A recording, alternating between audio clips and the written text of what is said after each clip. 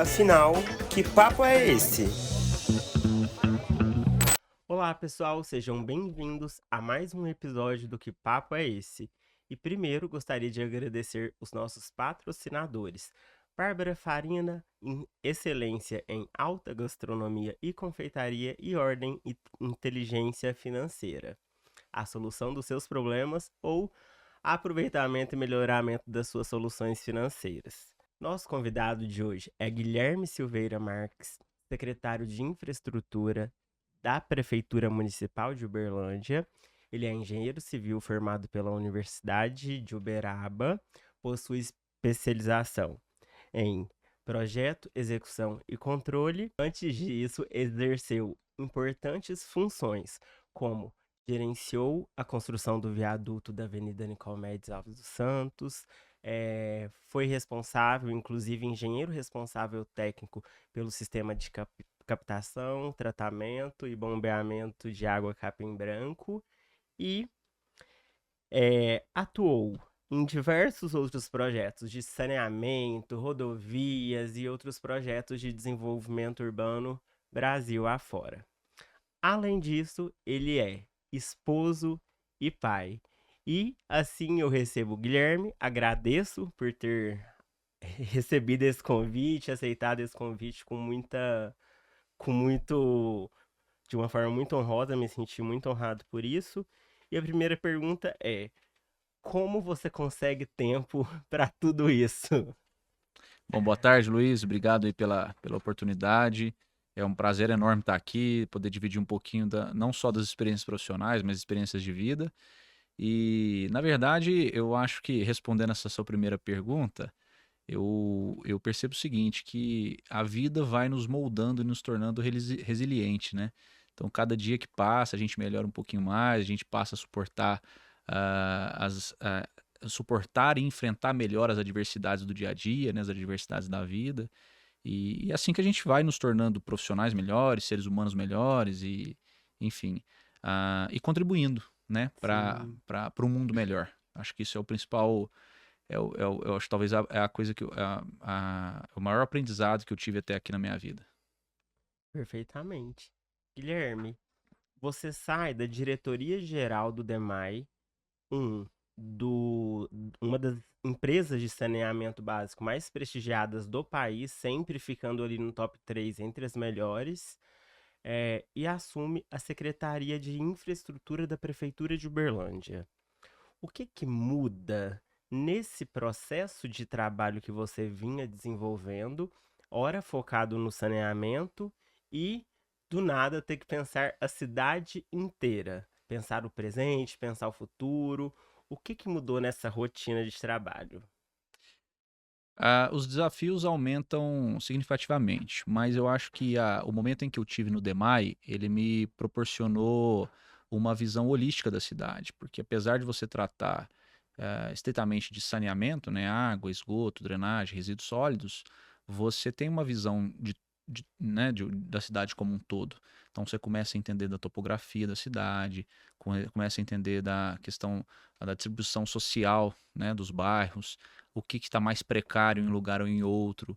Naturalmente você começa a entender do sistema viário, do sistema de mobilidade, você começa a entender da parte de infraestrutura como um todo, né? Os equipamentos de saúde, equipamentos de educação.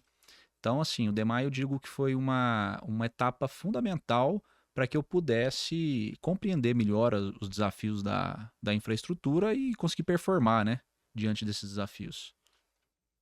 Certo. Aqui a gente falou sobre um desafio, mas eu queria te perguntar uma coisa. Ainda sobre a sua trajetória profissional, uma palavra que você falou anteriormente foi desafio. Qual foi o desafio profissional que mais te marcou na sua trajetória, seja antes do DEMAI, durante o DEMAI, até o dia de hoje, em toda a sua trajetória profissional? O que te marcou muito? Tiveram vários desafios. Eu acho que em cada momento, a depender do meu nível de maturidade, eu interpretava determinados eventos como os desafios, os maiores desafios, né? Mas hoje, olhando para trás, sem dúvida nenhuma, foi a construção do sistema Capim Branco, né? O maior sistema de abastecimento de água da Você cidade de foi Uberlândia. engenheiro responsável técnico, né, pela obra. Vamos lembrar isso, que tenho certeza que é uma honra muito grande, né? Exatamente. Foi um convite, né? Lá no início da obra, eu ainda me considero um jovem, mas eu estava ali com meus 24 para 25 anos de idade. Eu entrei na obra como engenheiro trainee, engenheiro júnior, na verdade, mas muito rapidamente eu fui subindo e ocupando posições mais relevantes dentro do contrato até assumir a posição de gerente de projetos, né? Responsável por conduzir todo aquele empreendimento. E por que eu digo que foi um desafio? É, porque eu pude enfrentar dentro da engenharia, enfrentar e acompanhar dentro da engenharia quase todos os segmentos, né? Então a gente teve discussões muito profundas, tanto na engenharia civil, desde fundações de diferentes tipos, estruturas, né, de tanques, de reservatórios em concreto armado, estruturas robustas. Pude participar muito da parte da engenharia elétrica, né, onde nós tivemos ali a construção de uma subestação de 180 kVA de alta tensão. Nós tivemos a oportunidade de trabalhar muito com a engenharia mecânica, né, tanto o acompanhamento da fabricação dos conjuntos motobomba de 2.500 cavalos, né, cada conjunto 500 litros por segundo. E aí a gente pôde acompanhar todo o processo fabril, né, acompanhar a compra de cada peça, que é uma bomba engenheirada que a gente chama, né? Sim. Acompanhar os testes em fábrica, ver tudo funcionando, né? E no fim, a hora que você aperta o botão e vê essa água chegar na cidade, né? Sem dúvida nenhuma, foi a maior experiência, o maior desafio, e eu acho que isso foi o que me deixou com mais resiliente. Eu digo que eu nunca passei por uma situação tão onde eu me vi sob tensão tão significativo quanto foi o momento em que nós iniciamos os testes, né, da captação. Então, só para você ter uma ideia, a captação de capim branco ela está a quase 300 metros abaixo do nível da estação de tratamento. Então, quando a gente tem que bombear isso e testar o sistema, né, o sistema de proteção, você simula, por exemplo, quedas de energias repentinas e o sistema de proteção tem que atuar. Você estava lidando ali com milhões e milhões de reais em equipamentos. E assim, ainda que a gente tivesse feito ali o dever de casa, acompanhou todo o processo de montagem, instalação, a gente tinha uma equipe muito capacitada também que estava nos acompanhando, mas a média de idade do nosso time, que inclusive boa parte dele está comigo hoje na Secretaria de Infraestrutura, era uma média baixa. Nessa época eu estava com meus 28 anos, o meu time a média do meu time todo devia estar na casa de 30 anos de idade. Então era um grupo jovem, mas que enfrentou, né, o desafio e saindo do outro lado, né, chegando ao final dessa jornada, a gente saiu muito, muito fortalecido profissionalmente, como pessoas, como time mesmo, né? Então a gente aprendeu outras coisas ali, outros valores além da técnica em si, né? Sim. A gente percebe que há, então, um nível de complexidade técnica de obra ali muito profundo, né? Ali no processo do sistema capim branco. Aproveitando para te fazer uma pergunta ainda sobre o DEMAI, que não tem como dissociar da sua história. O que que significa a gente dizer que Uberlândia é autossuficiente em água até, se eu não me engano, 2062? O ano, na verdade, Luiz, ele é uma projeção, né? É uma estimativa. Mas vai depender muito do quanto o Uberlândia cresce em número de habitantes, né? Mas eu acho que a melhor forma de responder a sua pergunta é dizer o seguinte: quando a gente transforma, né? Quando a gente pega ali, o Uberlândia hoje consome em média, né? Você tem os momentos de pico, mas em média a gente consome aí cerca de 3.300, 3.400 litros por segundo. Né? Se o Uberlândia hoje está com quase 800 mil habitantes, na época de Capim Branco a gente ainda estava com 690, 670 mil. Naquela ocasião a gente consumia cerca de 3.000 litros por segundo, 2.800. Então quando a gente considera que, somando-se a vazão de Capim Branco, 2.000 litros por segundo, Bom Jardim, mais 1.600, e Sucupira, mais 1.700, a gente totaliza mais de 5.000 litros por segundo.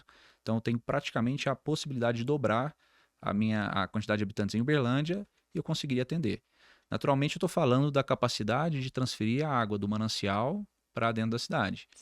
Outros desafios vão aparecer à medida que a cidade for crescendo. Então, o seu sistema de distribuição interna ele vai frequentemente ter que ser melhorado acompanhando esse desenvolvimento, né? Mas, de fato, é uma marca de Uberlândia dizer que nós podemos crescer significativamente o nosso número de habitantes aqui dentro e ainda assim nos manter resilientes frente às... Termos uma segurança hídrica ali, Exatamente, né? Que é exatamente. muito importante. Perfeito. Bom, nós vamos pular agora para assuntos mais técnicos, vamos falar de obras. Mas antes disso, eu vou te servir um bolo da Bárbara Farina, um bolo de amora. Ó, vou te contar. A gente que Tá tá bonito, tentando o bolo tá ficar bonito. é bonito, não é? É, Esse bolo eu costumo dizer que ele é uma experiência. E é um bolo, Guilherme, que a gente pode comer ele sem culpa. Ele não tem glúten. E a hora que você comer, você vai perceber que nem parece que tem massa nesse bolo. Tanto que ele é gostoso, ele é suave, ele é leve, é realmente uma experiência. tô Então eu vou te ansioso para experimentar, servir vamos lá, e aí a gente já conversa vamos mais. lá.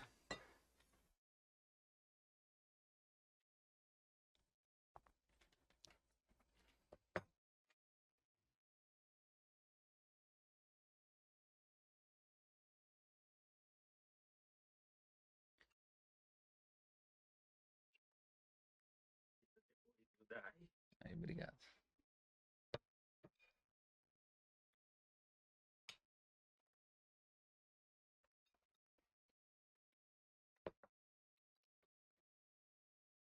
Muito bom. Guilherme, conta pra gente e aí. É exagero ou é uma Muito bom, experiência? viu, Luiz? Muito bom. Que bom que você O gostou. difícil é comer pouco, né? Esse que é o problema. Todo mundo que experimenta fala isso. Guilherme, hoje, Uberlândia vive um momento histórico. O maior programa de investimento em obras da cidade foi lançado pelo prefeito Paulo Sérgio. Envolve um investimento superior a 2 bilhões e 100 milhões de reais. E esse programa está diretamente sob a sua gestão. E aí, eu queria te perguntar, por que que o Avança Uberlândia, que é esse mega programa, o maior da história ressaltando, é, ele, por que que ele é o diferencial na história de Uberlândia até aqui? Eu acho que o principal, acho que o marco, né, desse valor de 2 bilhões, ele chama muita atenção. Para se ter uma ideia, Capim Branco foi orçado à época a licitação saiu por 264 milhões de reais. Com os aditivos chegou a um pouco mais de 300 milhões, né? Então, quando a gente fala em 2 bi, nós estamos falando aí, obviamente, eu estou usando valores da época, né? Mas você fala em quase 5, 6 vezes uma estação de tratamento Capim Branco, né? Então isso por si só chama muita atenção. E aí, naturalmente, ah, você começa a atuar em diversos segmentos, né, da cidade, diversos pilares da infraestrutura, e e aí você precisa ter uma gestão muito segura ali para que você consiga entregar todo esse pacote, né? Porque simplesmente lançar as obras é o primeiro passo. O problema é agora a gente tem que ter uma capacidade, tem que estar estruturado para poder conseguir conduzir esse volume de obras. Então acho que o que chama atenção é esse pacote, né? E que a gente não está soltando e favorecendo nenhuma região. A gente está entendendo as fragilidades de cada região e trazendo aquilo que é necessário. Né? Você tem regiões que você depende um pouco de mais investimentos no saneamento básico, outras na parte de mobilidade urbana, outras na saúde, na educação. Mas fato é que você tem obras na cidade toda e, e um prazo muito curto, né? Porque nós já passamos o primeiro ano aí de gestão, né? Mas esse é um ponto que eu até sempre evidencio dentro da nossa administração, que a gente nunca olha só para a nossa gestão. A gente não está fazendo política, a gente tem um viés muito técnico, né? Não só a Secretaria de Infraestrutura, mas a gestão do prefeito como um todo.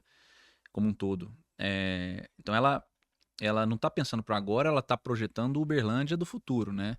E eu sempre uso isso nas minhas reuniões internas com o nosso time, que Uberlândia só é o que é hoje por decisões acertadas lá do passado, né?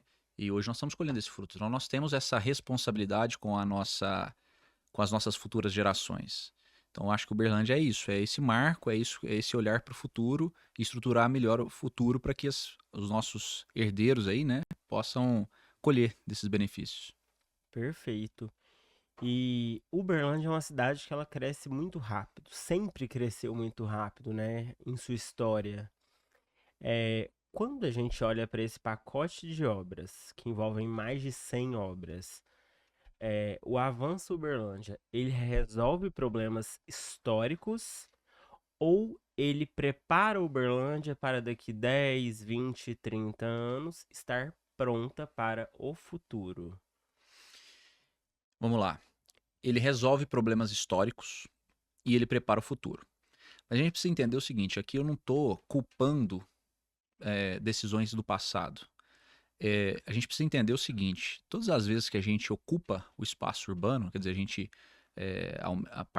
parcelas glebas, né, faz novos loteamentos, pessoas chegam a esses novos loteamentos, naturalmente, problemas começam a aparecer. Hoje, com os recursos que nós temos, a gente consegue ser mais assertivo, prever melhor o comportamento, a dinâmica ali dos fluxos de pessoas, de veículos, as questões ligadas à saúde, e ser mais assertivo na ocupação desses espaços. Mas isso nem sempre foi assim. Então, todas as cidades do Brasil, as maiores cidades que têm mais de 100 anos de história, elas têm problemas urbanos, né? E, e nós, como gestores públicos, estamos aqui para isso, Sim. para observar, enxergar esses problemas urbanos, propor soluções e implantá-las, né? Então, quando eu falo que nós estamos resolvendo também problemas do passado, são problemas oriundos dessa ocupação, né, urbana. E olhando para o futuro. A, a minha geração, a nossa geração, hoje eu estou com 34 anos de idade, é aquela geração que está pegando o bastão da geração totalmente analógica e entregando o bastão para uma geração que vai ser totalmente digital. Então perceba que a gente é o link dessas gerações e a gente então precisa conseguir trazer as tecnologias e os recursos que estão sendo disponibilizados hoje em dia para poder projetar uma cidade do futuro mais tecnológica, que a gente vai ter cada vez mais sistemas integrados, né? A gestão por dados cada vez mais necessária para que a gente mitigue problemas, né? Que Que é a o que gente seja cidades mais inteligentes assertivos. fazem, né? Exatamente, é o conceito de cidades inteligentes. Cidades inteligentes não necessariamente é cidade tecnológica, mas é cidade que resolve o problema, a dor da população, né? Guilherme, você falando disso me lembrou de uma coisa muito pequena, entre aspas. Mas, por exemplo, o Parque do Sabiá tem um estacionamento que está passando por uma reforma. Ali tem um retorno que vai ser remanejado a alguns metros para cima, certo? Certo. Aquele retorno era um problema histórico para todo mundo, para quem saía do parque, para quem queria entrar, para quem queria passar. Uma obra, entre aspas, pequena, que não é pequena, já vai gerar resultados positivos, impactos positivos para toda uma, uma cidade, né? Porque todo mundo visita o nosso principal cartão postal aqui em Uberlândia, né? Exatamente, o Parque do Sabiá, eu acho que é o nosso queridinho aqui, né, na parte do esporte e do lazer. De fato um cartão postal. E ele tinha essa deficiência, né? O estacionamento ali da Avenida Anselmo era muito precário. A gente recebia várias reclamações. E agora a gente está concluindo, né? A reforma, ali chegam a passar mais de 30 mil pessoas em alguns dias do ano, Sim. principalmente em dias de evento. E ali é uma ação que a gente tomou, um investimento relativamente barato, perto de um Avanço Uberlândia, mas que tem um impacto social e um impacto na vida das pessoas extremamente significativo, né? Sim, perfeito. Guilherme, deixa eu te perguntar uma coisa. Dentro do programa Avanço Uberlândia, a gente trabalha com a expectativa de mais de 100 obras, né? E para isso acontecer, a condução, a secretaria, a gestão tem que estar muito bem organizada. Eu queria saber de você, como que a Secretaria de Infraestrutura hoje se organiza para esse trabalho e essas entregas? Quando o Paulo fez o convite, um dos pedidos, né, foi que a gente tivesse liberdade de montar o time para poder entregar aquilo que ele estava propondo, né, que era uma secretaria robusta, uma secretaria que ia abarcar todo tipo de investimento em infraestrutura na cidade. E aí, com isso, a gente conseguiu eu pude trazer vários profissionais que já tinham trabalhado comigo, já trabalhavam comigo há um tempo, né? Muitos deles, inclusive, tiveram comigo na estação Capim Branco. E além disso, eu pude preservar uma série de servidores que são extremamente eficientes, né? É, então foi um misto que a gente fez, e aí a gente montou uma estrutura onde eu brinco que é como se fosse um time de futebol, né? A gente tem a linha de defesa ali, que é o meu jurídico, é a minha secretaria de administração, a minha diretoria de administração lá dentro. Eu tenho o meu meio de campo, que é a minha diretoria de planejamento, ou seja, todos os novos processos, né? Os novos projetos, as novas licitações nascem pela diretoria de planejamento. Ela bate bola com as secretarias que a gente chama de secretarias demandantes. Então, se eu estou falando de uma policlínica, a minha secretária demandante nesse caso é a da Secretaria de Saúde. Se eu estou falando de uma MF, uma escola fundamental, é a da Secretaria de Educação. Sim. Se estou falando de obras de água, é o DEMAI. Então, esses personagens mudam, né? Mas tudo concentra-se ali, então, a origem na diretoria de planejamento. É um time que eu tenho extrema confiança e um time muito ágil nos processos. E aí esse processo foi licitado, a gente emitiu a ordem de serviço. Aí eles passam o bastão para os meus dois atacantes. E aí eu tenho, de um lado, a diretoria de obras prediais, e aí então eles vão tratar de obras da educação, da saúde, desenvolvimento social, FUTEL. E do outro lado eu tenho a diretoria de obras de arte e pavimentação. Então os viadutos, o sistema viário, né, o terminal de ônibus, aquelas obras maiores, de maior impacto, tanto financeiro quanto estrutural, digamos assim. De um lado, a Prediais ela carrega um volume significativo. São muitos objetos, então é muitos contratos. É complexo por isso. Do outro lado, são menos contratos, porém o objeto em si é mais complexo, mais técnico. Sim, perfeito. Aqui eu quero fazer uma pergunta pro Guilherme pessoal. Eu sei que você já trabalhou em grandes obras, conheço o seu trabalho.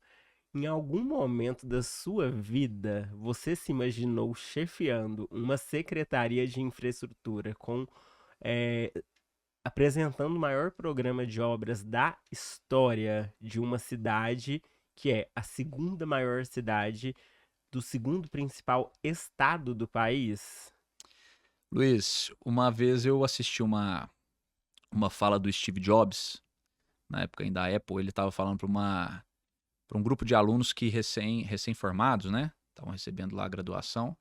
E ele ele usa o termo connecting the dots. Inclusive esse é o título que é conectando os pontos.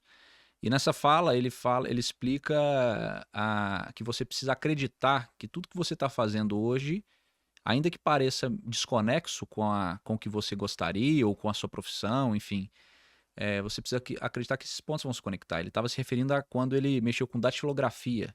Quer dizer, ele jamais imaginaria naquela ocasião que chegaria a ser dono da Apple. Mas aquilo me marcou muito. Isso eu era mais jovem ainda, né? Então, eu sempre tive isso comigo. Eu comecei e aquilo me marcou tanto que sempre onde eu estou inserido, eu paro para prestar atenção nos detalhes e me pergunto por vezes por que eu estou envolvido nisso. Não pode ser por acaso. E quando você faz esse exercício, você começa a explorar as oportunidades que ele tem. Então, com certeza eu não sabia que eu seria o responsável por conduzir o Avanço Uberlândia, o maior pacote de obras da cidade de Uberlândia. Mas eu sempre imaginei que algo grande estaria ali à frente pela responsabilidade e pela dedicação que eu sempre enfrentei e aproveitei as oportunidades que passaram na minha vida, né? Então, não sabia que estaria no Avanço Uberlândia, mas sabia que tinha grandes desafios pela frente. Perfeito, muito bom. Inclusive, pessoal, fica a reflexão. Para mim já serviu, fiz até anotações por aqui. Deixa eu te perguntar.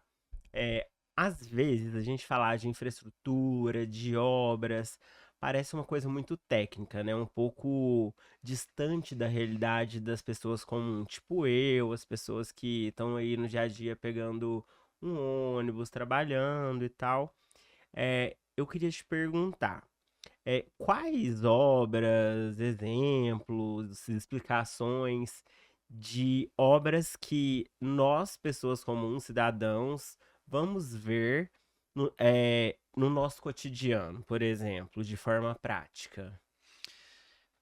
Nós vamos perceber muitas obras. Eu vou citar várias obras aqui que a população vai perceber ao longo, já está percebendo e vai perceber ao longo dos próximos anos, né?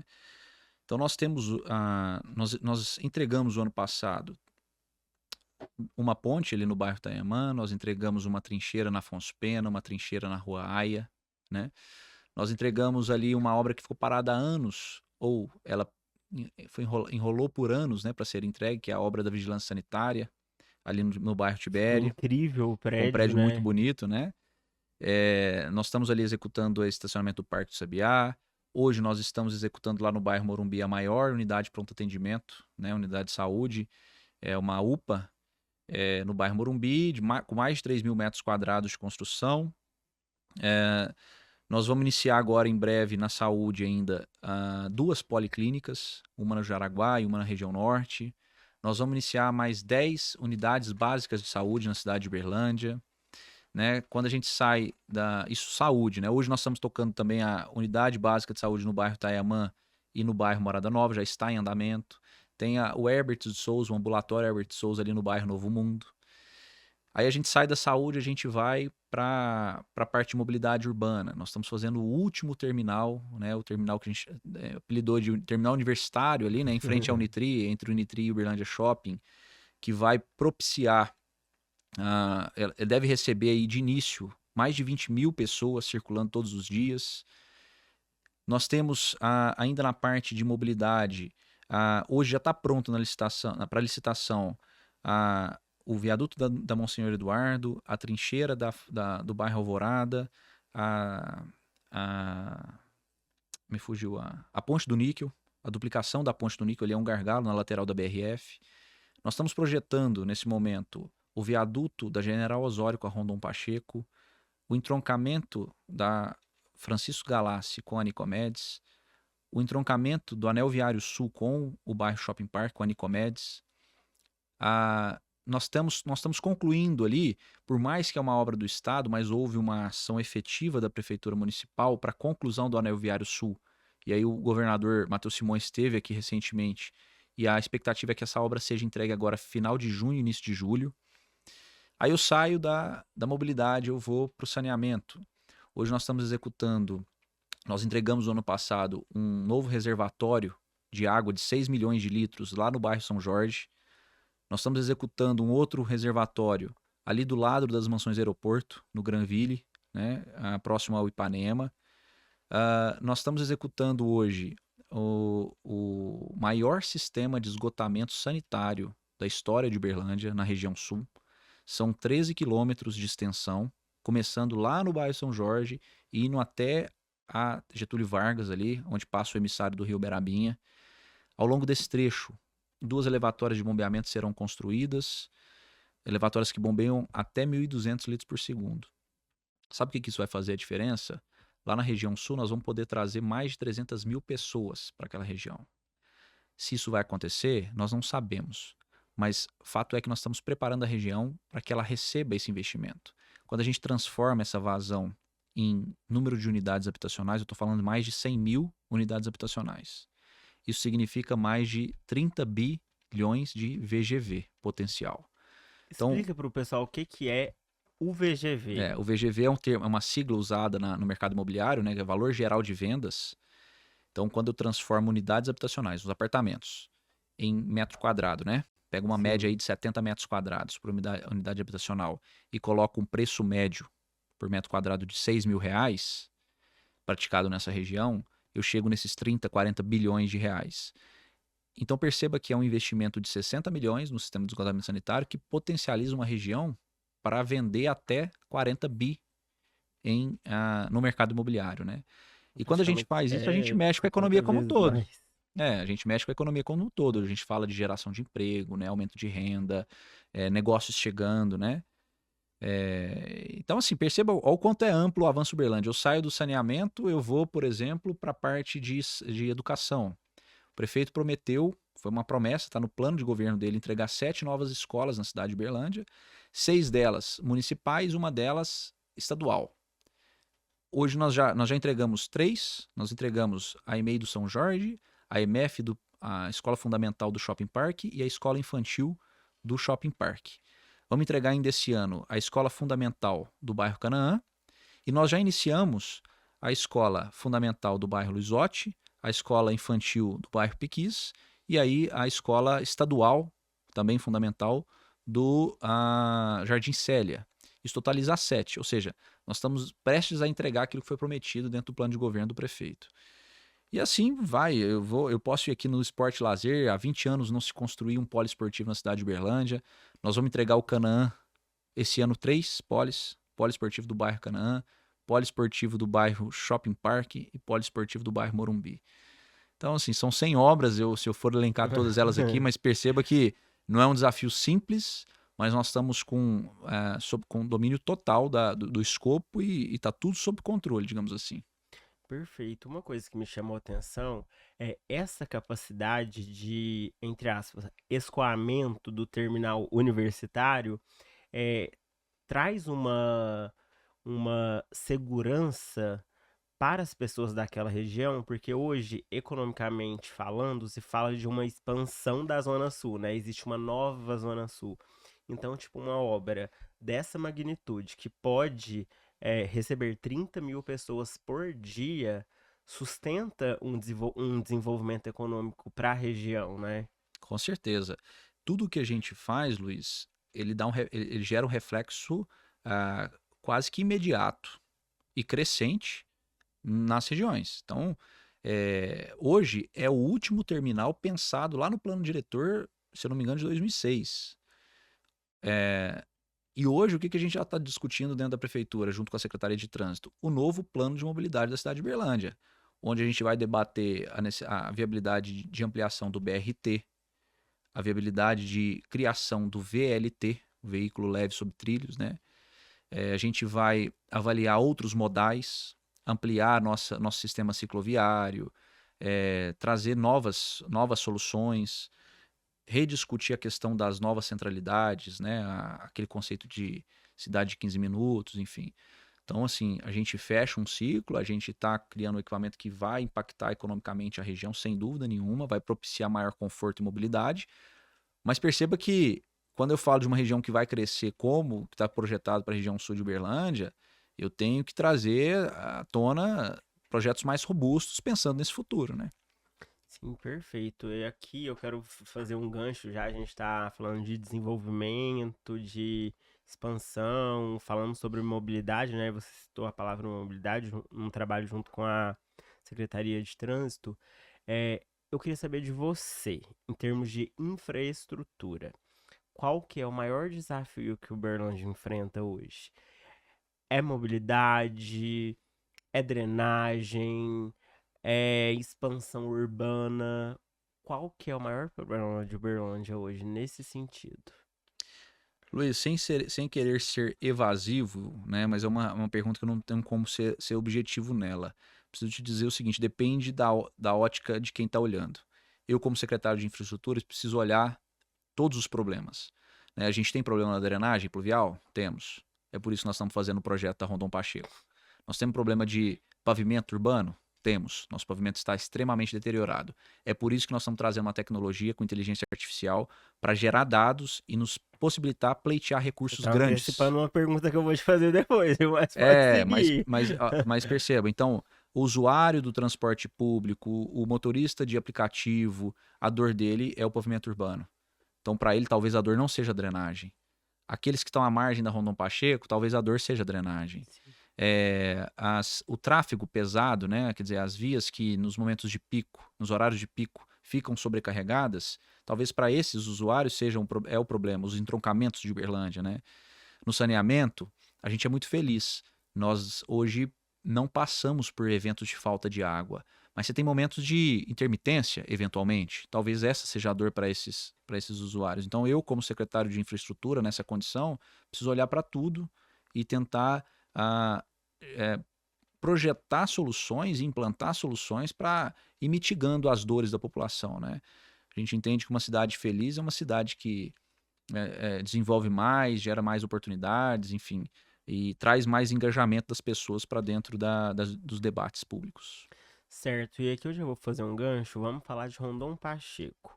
Como os reservatórios e obras de drenagem vão ajudar a diminuir ou resolver ou amenizar os problemas de enchente que a avenida enfrenta, que são históricos, décadas atrás? É, o nosso projeto, Luiz, ele vai resolver o problema da Rondon Pacheco. Essa é a premissa principal.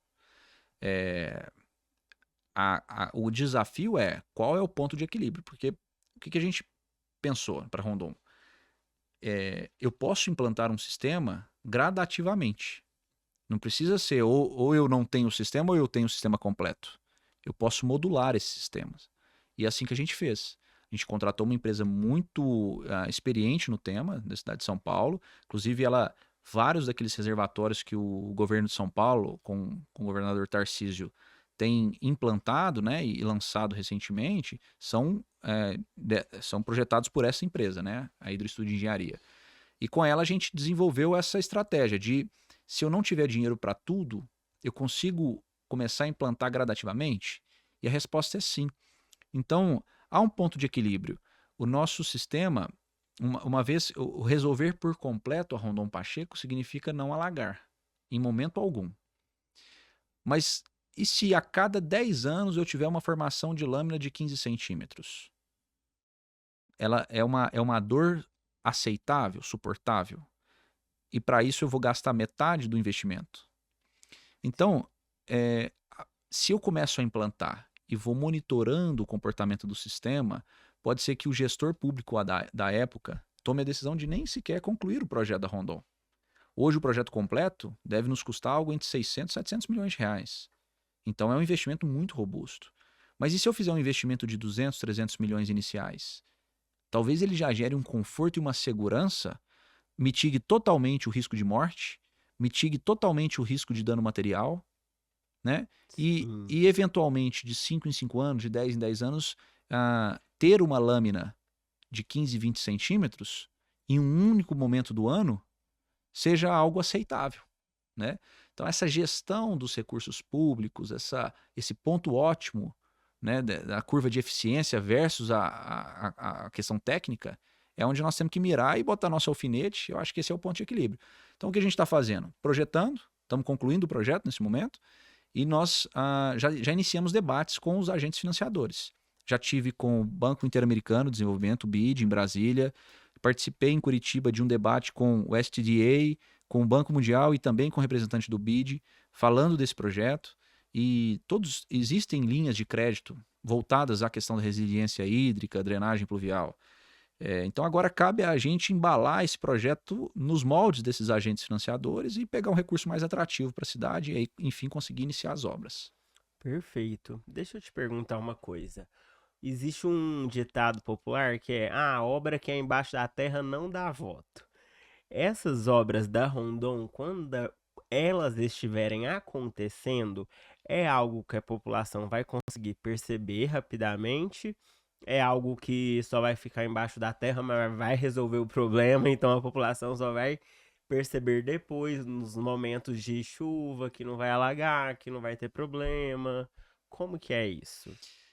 A gente está dentro do projeto, né? A concepção ela contempla a construção de 6 reservatórios enterrados, e de todos os 6 a gente pretende colocar uma laje de cobertura, então eles ficarão enterrados e aquelas atividades que acontecem nesses locais voltariam a acontecer naturalmente. Mas são locais que a gente consegue acessar, então eu entendo assim, não vai ser uma obra de arte visual, mas que a própria Universidade Federal de Uberlândia, as demais universidades da cidade, vão poder usufruir desses equipamentos para estudos, para acompanhamento, enfim. Mas não é uma obra visualmente perceptível. apenas vai ser muito no momento da construção, sem dúvida nenhuma. São reservatórios profundos, nós estamos falando de reservatórios com 50, 60, até 80 mil metros cúbicos, né, que vão atingir até 40 metros de profundidade. A gente até visitou um reservatório agora recentemente em Campinas, que tem uma concepção muito parecida com os que nós vamos implantar aqui em Uberlândia, com um dos que nós vamos implantar em Uberlândia, né? Mas é isso, Luiz, a gente não está aqui para mostrar as obras para a população, né? Nosso princípio vamos resolver o problema. Se É a gente puder, resultado. com isso, levar o conhecimento à população, aos estudantes de engenharia, né? Sem dúvida nenhuma, a gente vai viabilizar sim, porque eu acho que todo mundo ganha dessa forma. Sim. Ainda, bom, não falando sobre drenagem, mas um primo dela ali, sobre saneamento. Saneamento está contemplado no Avanço Uberlândia. O que que vem por aí de investimento na área do saneamento? Várias obras, né? Eu citei algumas delas, nós estamos aí com o próprio interceptor da região sul, nós estamos hoje conduzindo o coletor de esgoto da Rondon Pacheco, temos aí o reservatório de água do bairro Alto Moarama, dentre outros, mas eu acho que o principal deles é a construção da nova estação de tratamento de esgoto da cidade. Nós já estamos com o projeto conceitual pronto, né? É uma estação extremamente resiliente e com processos extremamente inovadores de tratamento e que, inclusive, uma das premissas desse projeto é explorar ao máximo o potencial energético da planta. Então, eu estou falando de geração de energia elétrica, eu estou falando de geração de biogás, eu estou falando de geração de biometano, numa escala significativa. Como nós estaremos próximo ao aterro sanitário, a ideia é tentar montar um sistema conjunto com o aterro para que a gente possa, inclusive, viabilizar, quem sabe, uma frota abastecida com biometano, né? Hoje a gente estuda a possibilidade dentro do transporte público de trazer ônibus. A gente está fazendo teste com ônibus elétrico, a gente quer fazer o teste com ônibus a biometano. Então isso é o que a gente chama de economia circular, né? Quando eu pego tudo aquilo dentro de uma estação de tratamento que até então era resíduo, eu passo a utilizá-lo como um recurso para geração de receita, né? E aí eu o objetivo, gerar o mínimo de resíduo possível, né? E aí isso é aproveitar o máximo potencial energético da planta. Eu acho que essa é a principal obra do saneamento. A ideia é que a gente faça ela via PPP, né? A gente estuda outras alternativas, a gente apresentou ao BID, o BID adorou também o projeto. Então a gente está, nesse momento, discutindo o formato de contratação. Perfeito. E deixa eu te perguntar, a expansão de infraestrutura em regiões como Elison Prietro, Zaire Resende, qual que é a importância desse trabalho para a dignidade urbana dessas comunidades? Luiz, a partir do momento que ocupações irregulares acontecem, isso passa a ser um passivo na cidade. Isso precisa ser tratado. A gente não pode fechar os olhos para esse problema, tanto pelo lado humano quanto pelo lado sanitário, digamos assim, né? Pelo lado do desenvolvimento urbano.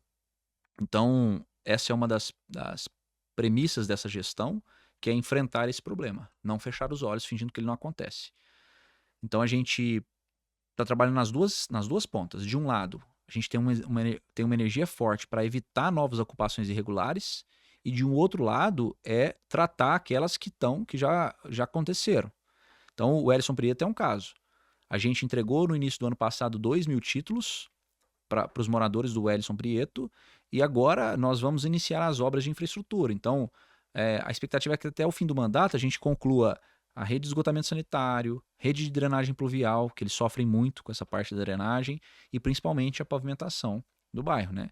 Então isso, além de trazer mais dignidade, trazer melhores condições sanitárias, nós vamos inclusive gerar uma oportunidade para eles de renda, né? Eles passam a ter um imóvel que agora tem um valor para o mercado. Sim. Então, assim como a Elison Prieto, nós estamos fazendo o mesmo exercício para o Maná, o mesmo exercício para o Carlito Cordeiro, para o Zaire Resende. E a ideia isso está tudo dentro do Avanço Uberlândia. A ideia é começar essas obras dentro do mandato. Perfeito.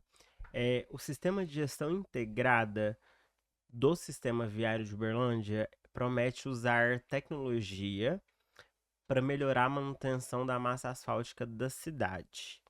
Eu queria que você contasse para quem não tem ideia do que se trata.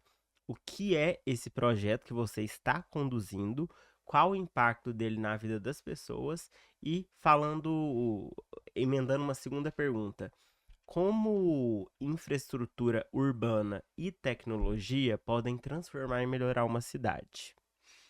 Tá, vamos lá. O sistema de gestão da infraestrutura do sistema viário. Esse projeto, ele não é só para melhorar o processo do tapa-buraco ou da pavimentação.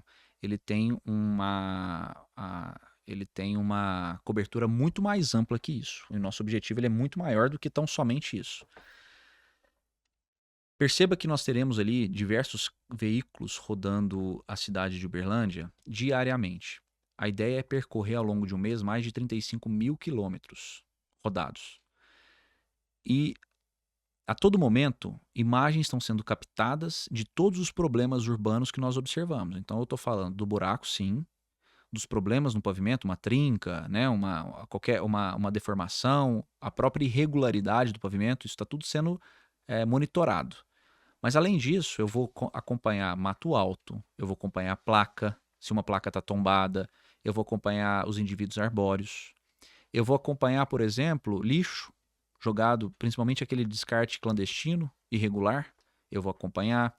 Eu vou acompanhar, por exemplo, obras que estão acontecendo na cidade para saber se elas estão regularizadas. Eu vou acompanhar a iluminação pública, se os carros à noite vão conseguir detectar as lâmpadas que estão queimadas, por exemplo.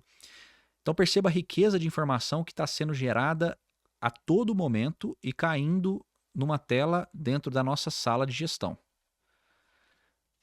E várias vias serão percorridas mais de uma vez no mesmo dia. Então, assim, a gente tem uma atualização em tempo real da situação real da cidade, e isso nos potencializa na tomada de decisão.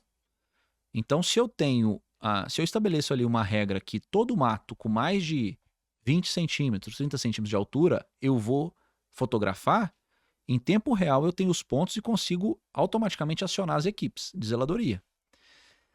Mas muito mais que isso, Luiz. Essa é a parte inicial do projeto. E aí é que entra a parte legal, e isso é que nos encanta.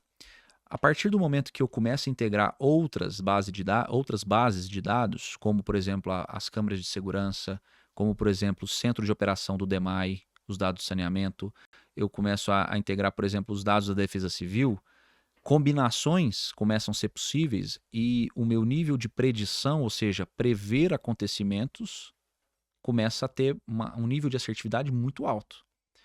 Então, pequenos exemplos como, se o Centro de Operações da Mobilidade Urbana, por exemplo, permite, vamos supor que um ônibus parou na linha, certo? Aquele centro de operações, a ação imediata dele é o quê? Tira o ônibus da linha, desafoga o trânsito, certo? Uhum. O cruzamento desses dados com os demais dados vai possibilitar entender o porquê que aquele ônibus parou, como é que foi a manutenção dele, qual que era o estado de saúde do motorista, teve algum fator, como é que estava o pavimento naquele momento, teve um buraco, e aí perceba que o serviço de inteligência atua e manda resolver, com grande nível de precisão. Então é aí que nós estamos mirando. O inicial é a visão computacional, é a geração de base de dados, mas nós não vamos parar aí. E aí foi exatamente através desse tipo de investimento que Curitiba conseguiu recapear a cidade toda. Quando eu levo essa riqueza de informação para um banco mundial, eu consigo pegar recurso, porque eu consigo montar uma operação que para de pé. Eu consigo modelar isso economicamente para que o banco fale, bacana, agora você tem um plano preventivo de manutenção do seu sistema de pavimentação. E isso se aplica a todo o restante da infraestrutura. Então esse é talvez um dos passos mais importantes que a gente está dando. Inicialmente, o que vai ser visto pela população? Os carrinhos rodando a cidade, pegando imagens. Mas o resultado que a gente espera com esse projeto é muito significativo para a nossa cidade. Inclusive, você acabou de chegar de um importante congresso lá em Curitiba, teve com o prefeito, o Eduardo Pimentel, se eu não me engano, né, um jovem muito bem aprovado, inclusive. Quais lições que você trouxe de vivência desse congresso que você vê aplicabilidade no contexto, na rotina, no cotidiano de Uberlândia? Curitiba é de fato uma cidade inteligente hoje. Curitiba ela tem esse sistema de inteligência que eu acabei de colocar aqui, funcionando muito bem. E você percebe que a população é uma população feliz que engaja dentro da cidade. Então, não é um absurdo para aquela população poder contribuir com o serviço público, né? Então, assim, o que me encantou ali, Luiz? Na feira você vê muita tecnologia. Mas quando você vai para a cidade e começa a visitar as operações do município de Curitiba, você vê aquelas tecnologias funcionando e resolvendo problemas e dores da população na prática. Então, eu acho que isso foi o que mais me marcou em Curitiba, né? Vivenciar aquilo que hoje nós estamos dando os passos iniciais nesse sentido. Uberlândia tem várias iniciativas em termos no que tange cidades inteligentes. Mas a gente precisa ainda integrar as ações, tanto das secretarias quanto com as demais forças, né? Força de segurança, polícia militar, polícia civil. Nós temos que integrar ali com o próprio mercado privado. Se a gente trabalha em conjunto, a gente consegue gerar um resultado gigantesco e reverter isso em benefício para a população. Então, isso acho que foi o que mais me marcou, apesar de ficar encantado ali com as tecnologias que estão surgindo no mercado, né? Que estão cada vez mais acessíveis e que a gente consegue trazer para cá. Secretário, para muitos analistas econômicos, hoje Uberlândia vive o principal momento em termos de investimento privado e público de sua história. O prefeito Paulo Sérgio anunciou 20 bilhões de reais em investimento privado em 12 meses de mandato e, no começo do ano de 2026, em janeiro, anuncia o Avanço Uberlândia, um programa que supera 2 bilhões e 100 milhões de reais de investimento para infraestrutura urbana da cidade.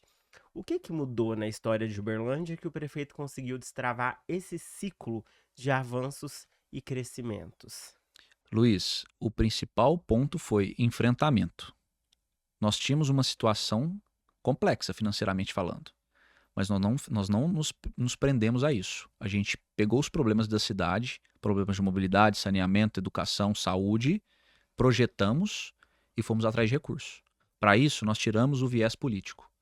Nós conversamos, dialogamos bem com o governo federal, fomos várias vezes nos ministérios, Ministério da Saúde, Ministério da Infraestrutura, nós fomos no governo estadual, batemos na porta várias vezes e nós fomos contemplados com muito recurso. Só do PAC nós tivemos mais de 800 milhões. Do governo federal, via Caixa Econômica Federal, nós tivemos mais de 400 milhões. E nós tivemos do Estado várias emendas, através dos deputados, para a construção de unidades de saúde, enfim. Então, eu acho que esse é o principal ponto que marcou o primeiro ano de gestão do prefeito Paulo Sérgio e que nos propiciou o lançamento do Avanço Uberlândia, somado a todo o trabalho no âmbito econômico, que é trazer o mercado privado para dentro, dialogar, facilitar, desburocratizar. Várias leis foram criadas para isso e foi isso que viabilizou os 20 bilhões de investimento no primeiro ano do governo Paulo Sérgio. Perfeito, a gente entende que a gestão tem lado, e o lado é Uberlândia, que é o certo a se fazer. Exatamente. Guilherme, historicamente no Brasil, as cidades elas têm muitas dificuldades em obras, em planejar, executar, entregar. Uberlândia vive o contrário. A gente não vive escassez de obra, tem muita obra aí. Qual o segredo dessa capacidade de execução? O principal ponto nós entendemos que o problema é nosso. Em momento algum, o principal lema dentro da Secretaria de Infraestrutura se há um problema de saúde em Uberlândia e nós fomos designados para resolvê-lo, o problema é nosso. Então, a partir daí, desde o desenvolvimento de um projeto até a entrega das chaves para a Secretaria de Saúde, nós é quem gerenciamos. Então, isso nos exige fazer um trabalho corpo a corpo, um trabalho de cobrança diária, vigilância, gerência sobre cada tipo de problema dentro da cidade. E é isso que eu acho que é o que gera resultado lá na frente, né? O processo público é muito burocrático. Se nós ficarmos na formalidade de manda um ofício para um lado, manda um ofício para o outro, e não desburocratizar e trazer o problema para dentro de casa, você não consegue entregar. 4 anos passam-se muito rápido. Considerando que o ano 1 você está trabalhando com o orçamento da gestão anterior, e no ano 4 é um ano político, praticamente você tem 2 anos ali que com certa liberdade poder trabalhar. Então, acho que esse é o principal ponto que faz com que a nossa gestão dentro da infraestrutura e também dentro da gestão do prefeito Paulo Sérgio as coisas fluam bem. Obviamente, eu não posso aqui trazer todo o mérito para a Secretaria de Infraestrutura. Para que o processo de educação dê certo, a Secretaria de Educação participa ativamente. A diretoria de compras na Secretaria de Administração trabalha ativamente. A auditoria interna trabalha ativamente. Então, essa sinergia entre as forças internas é que gera o resultado que nós estamos vendo aí. Secretário, na história econômica do Brasil, cidades que viveram ou deram um grande salto de desenvolvimento, se você olhasse para aquele recorte daquela cidade, daquele momento, ele veio acompanhado de um grande programa de obras, de muito planejamento. Uberlândia vive esse momento? Com certeza, com certeza. E aí aqui eu me remeto ao seguinte. A velha história do olhar o copo meio cheio ou meio vazio, né? Quando a gente. O principal fator que faz a cidade desenvolver é propiciar infraestrutura urbana. Por que Uberlândia traz, por exemplo, a fábrica da Ambev aqui para dentro? Por que traz a fábrica da Coca-Cola aqui para dentro? É porque nós temos disponibilidade hídrica para abastecer esses empreendimentos. Quantas cidades ainda vivem abastecidas por poços artesianos? Por que a gente traz um data center para dentro de Uberlândia e tem vários outros querendo vir para cá? Porque nós temos oferta de energia. Por que a gente tem um viés logístico muito forte? Por conta da infraestrutura, né? Obviamente a posição geográfica, mas a infraestrutura, né, que nós temos no nosso entorno. Então, investimentos propiciam oportunidades. E para que você consiga investir, o principal ponto é equilíbrio fiscal. Então, quando a gente olha o aumento de um imposto, um aumento de uma tarifa de água, por exemplo, do DEMAI, ou o aumento de um IPTU, isso significa garantir o equilíbrio fiscal, manter a capacidade de investimento de um município para gerar oportunidade. Então, olhar o copo meio vazio é olhar o aumento do imposto. Olhar o copo meio cheio é olhar as oportunidades que nós estamos criando a partir daí. Então, se não fosse capim branco sendo implantado, nós não teríamos a resiliência hídrica que nós temos. Se não fosse o exercício intenso junto ao governo do estado, junto à CEMIG, para investimentos aqui na cidade de Uberlândia, para aumentar em 50% a nossa oferta energética, nós não estaríamos atraindo os olhos, por exemplo, do data center aqui para a nossa cidade. E N outros investimentos, o nosso parque industrial, a nossa oferta de serviços, só é possível a partir desses investimentos. Então é nesse sentido que eu falo que tem que ter muita coragem política para garantir esse equilíbrio fiscal, porque é só assim que a gente vai manter a capacidade de investimento da nossa cidade. Secretário, um jovem que está ouvindo o nosso podcast agora, ele está mentalizando como será Uberlândia daqui 20 anos, a partir das decisões que estão sendo tomadas agora. O que você responderia para ele?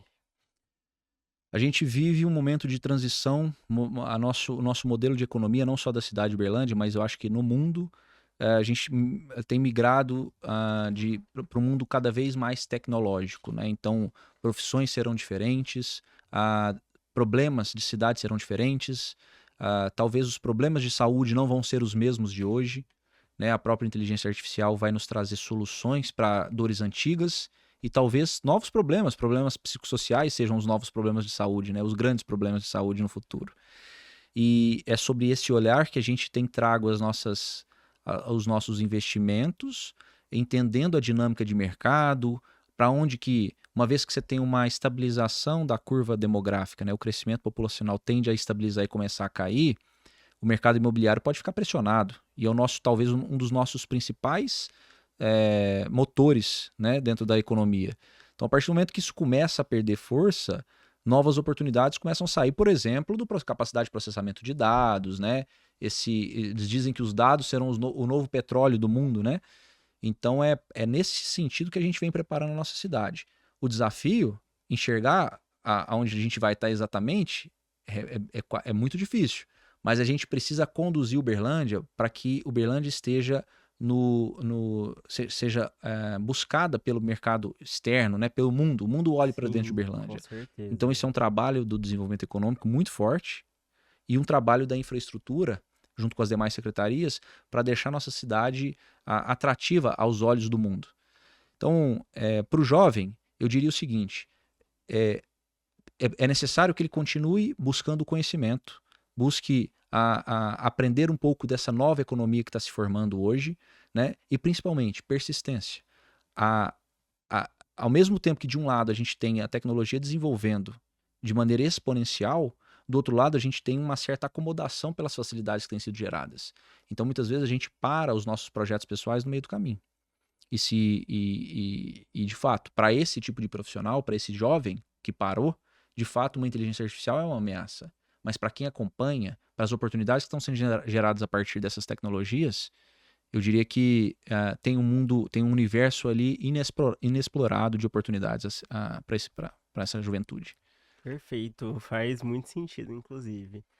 Pessoal, nosso papo caminha para o fim, Sim. mas não sem antes descobrir, conhecer um pouquinho mais do Guilherme Marques. Eu deixei uma pergunta meio polêmica para o final. Não polêmica, mas talvez que possa levar reflexão para as pessoas. Hoje, Guilherme, o Brasil vive uma polarização política muito grande. São dois lados, é A e B. Ou você é Lula ou é Bolsonaro. Não existe meio termo, não existe razoabilidade, bom senso, é tudo ou nada. É isso. Ou você está de um lado ou você está do outro. Eu entendo que isso é muito perigoso para a sociedade como um todo, principalmente para o futuro do país, aonde uma sociedade polarizada, ela deixa de debater o que é importante para o país. Economia, infraestrutura, educação, saúde, desenvolvimento social, e passa a ficar cegamente presa naquele debate polarizado. É uma rinha de galo, basicamente.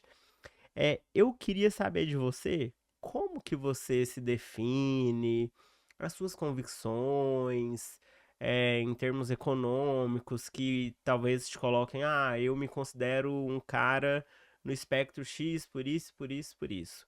Queria conhecer esse lado do Guilherme Marques. Essa eu não vou fugir não, Luiz.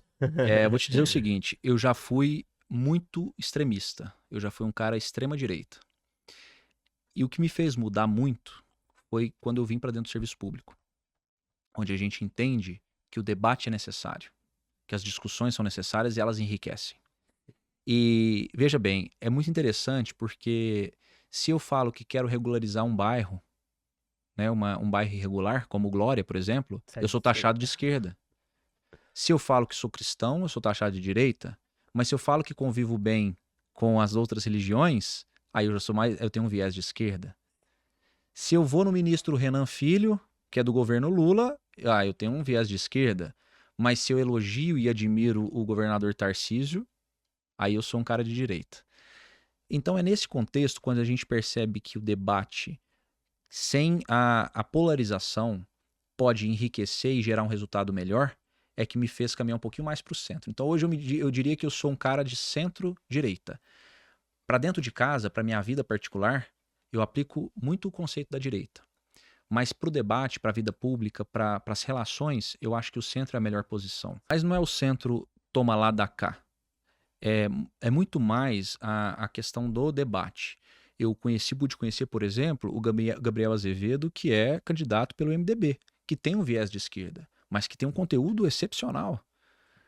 Mais uma vez, eu sou um grande admirador do Tarcísio. Para mim, talvez a pessoa mais preparada para conduzir o país hoje.